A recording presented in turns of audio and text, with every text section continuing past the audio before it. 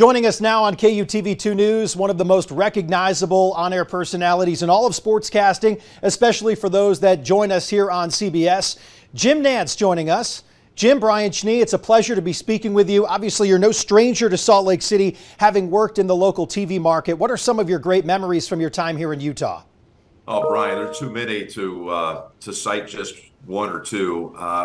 I still have a big part of my life that resides there in Utah.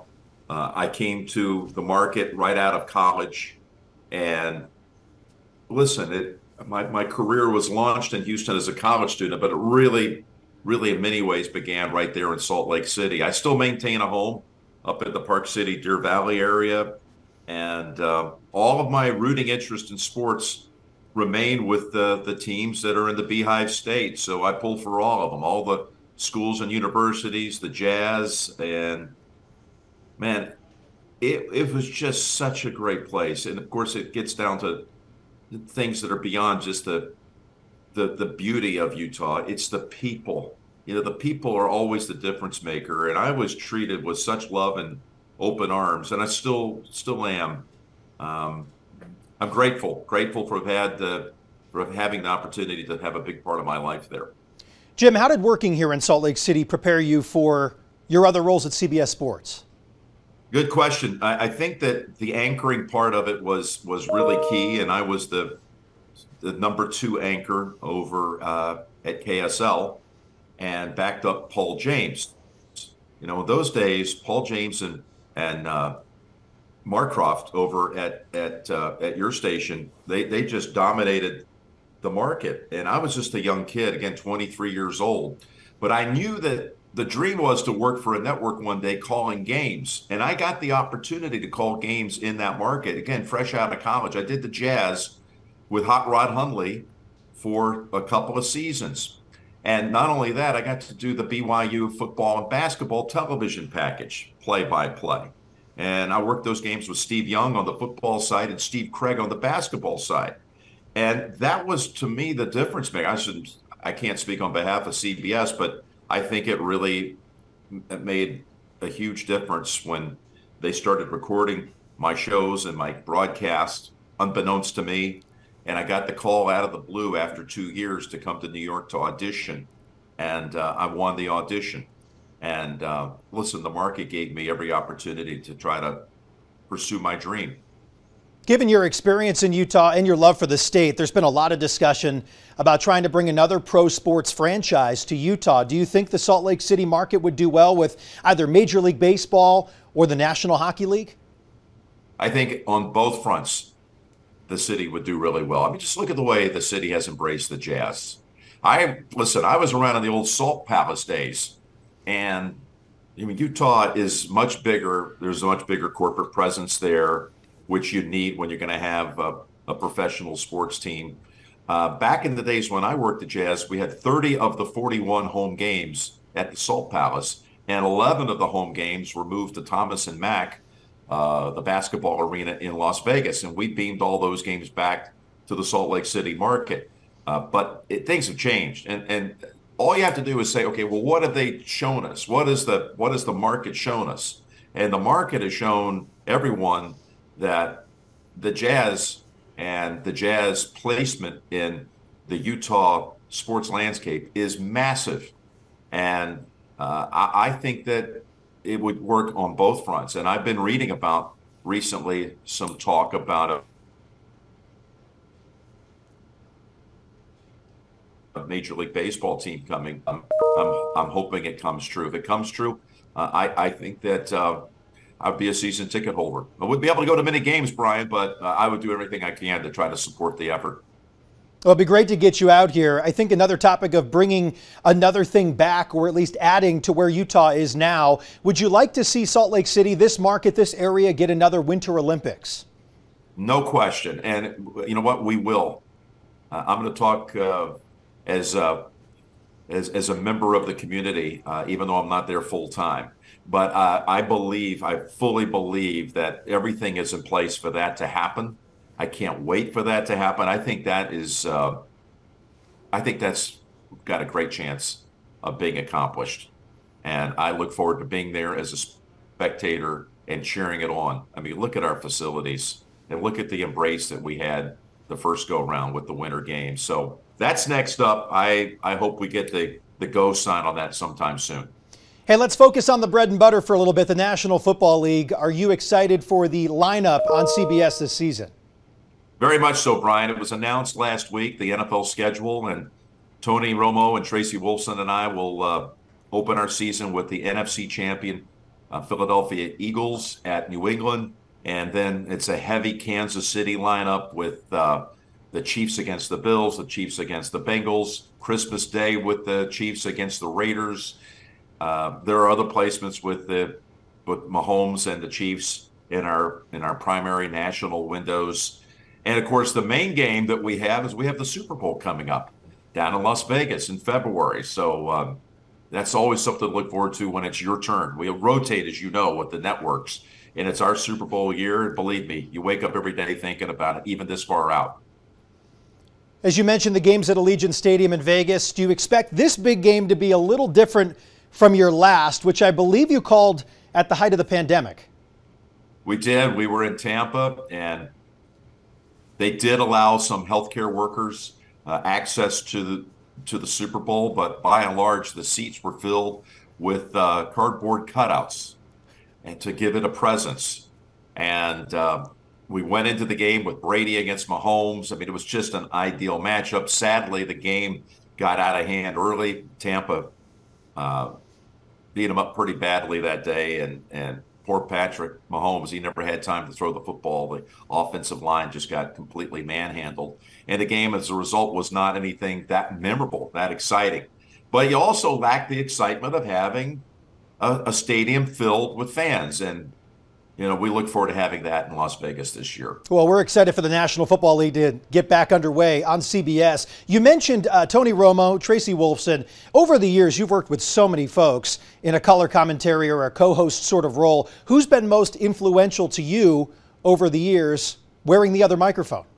Well, you know, I've never been asked that question. I really haven't. You know, I have to look at it from just pure age grouping here. I'm now kind of the senior guy that tries to bring along the analysts, but for a lot of my life, I was the young guy with elder statesmen sitting next to me. For example, Billy Packer, who passed away on January 26th this year.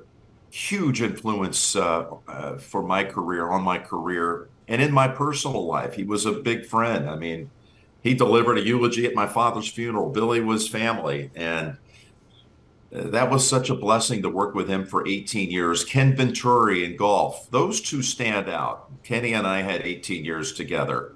And Kenny actually passed away 10 years ago today. I didn't even think about it until you just asked this question. Kenny passed away on May 17th, 2013. And I delivered his eulogy.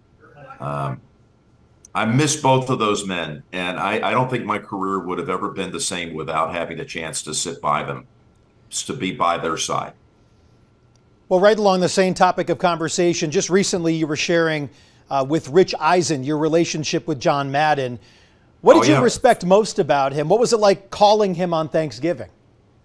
Yeah, we called him on Thanksgiving Day because he loved everything about pro football and the NFL, but he loved Thanksgiving football. And it just is, and rightfully so, the league's going to name the Thanksgiving games after John from this point forward. And I would call him and just tell him I was thinking of him and thanked him for what he meant to me as a young boy watching games, and later on in life being able to be his colleague. And even later than that, I got to be a neighbor of John's out in the Carmel Pebble Beach area of California. So hugely influential guy in the history of the NFL. I think he was the greatest ambassador the league ever had. You would try to think it through and say, well, what about Peyton Manning? Yeah, Peyton would definitely be up there. And we might be able to say that when Peyton's career is finally over, because he's still talking the game. So he's still in the middle of it.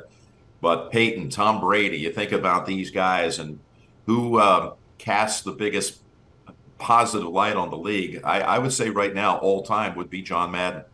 He's just touched so many people as a coach, as a broadcaster, as a guy who created a video game that is a part of the sports culture around the world.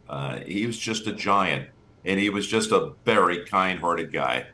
And proud to say that he was a CBS guy first, a CBS guy the longest, and a lot of us who still work our games, like Jim Rickoff, our producer, Mike Arnold, our director, who's been at CBS for over 40 years. They were all shaped, that their careers were definitely influenced by being around and working with John Madden. So his fingerprints are still on our presentation.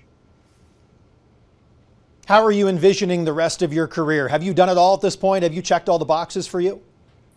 I would like to be able to work another, this is going to sound like a strange number, but 13 years. And that would probably cover another 2 or 3 Super Bowls, which would be great. But I say 13 years because that will take me to 2036. And that year, in April of that year, will be the 100th playing of the Masters tournament. And I want to see that. I want to be able to say at that point, I've worked 51 Masters. I'm at 38 right now. But in 2036, I'll be able to say I saw half of the first century, and I was there for the start of the second century of the Masters. That's my career goal. We'll see. God willing, I'll have a chance to do that. But all I've ever wanted to do was work at one place. Since I was 11 years old, I wanted to work at CBS. I'm not one of these transfer portal guys you see in college athletics. I'm not looking for a deal. I'm not looking to do something to try to maximize anything. I want to be around the people I want to be around, work with the kind of people that I'm so blessed to work with at CBS.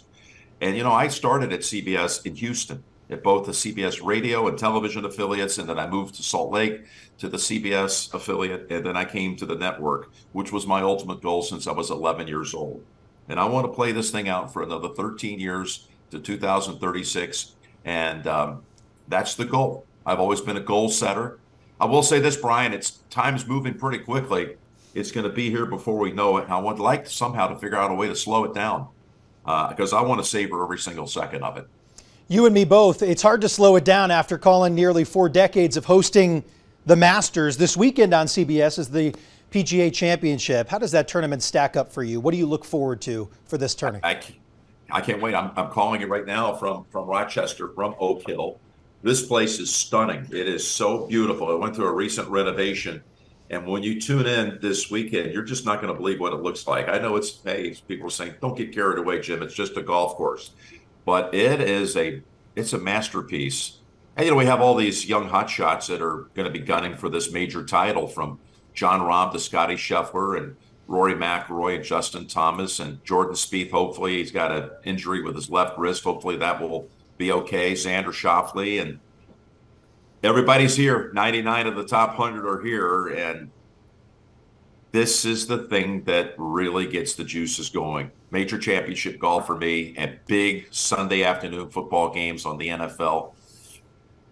It's exciting. It's exciting. Jim Nantz, kind enough to join us here on KUTV 2 News ahead of the PGA Championship this weekend. Jim, anything else you'd like to say to your friends here in the state of Utah?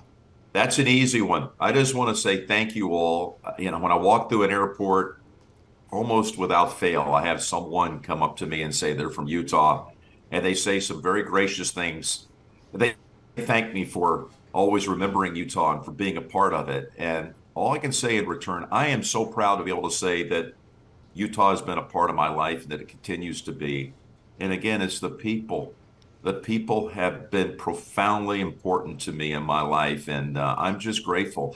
I love the fact it means so much to me that Utah claims a part of my career, that my career was launched there. And I feel equally as proud of that I could say that it all started for me in so many ways right there in Salt Lake City in the great state of Utah. I'm a fan. I'm a fan of the state, but I'm in love with the people. Jim, a pleasure to speak with you today. Thank you for the time. I know you're busy, so thanks for a couple minutes. Ryan, thank you. I thank you for having an interest to even call me. You've made my day extra special, so thank you very much.